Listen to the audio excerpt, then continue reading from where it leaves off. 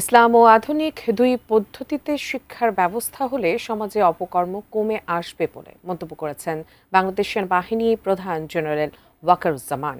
সকালে রাজধানীর জলশিরিতে army international Islamic ইনস্টিটিউটের উদ্বোধন অনুষ্ঠানে এই কথা বলেন তিনি।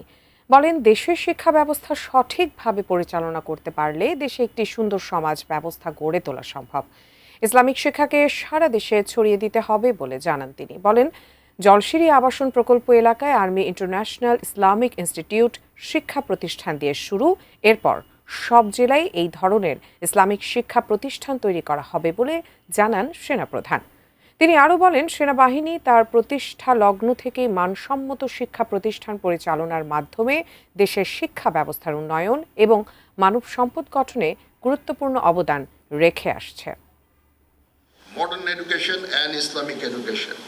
That is the whole purpose of creating this kind of institutions. Islamic সমাজ আমরা চাচ্ছি এই এডুকেশন সিস্টেমের মাধ্যমে। and আমি মনে করি যে এইভাবে যদি আমরা এডুকেশন ইনস্টিটিউশনগুলোকে গড়ে তুলি তাহলে আমরা একটা এডুকেশন সিস্টেম পাবো যেখানে ইসলামিক ভ্যালুসগুলো থাকবে, মডার্ন এডুকেশন থাকবে, সোসাইটি লাভবান হবে। সেই উদ্দেশ্যে এই ইনস্টিটিউশনগুলো ক্রিয়েট করা।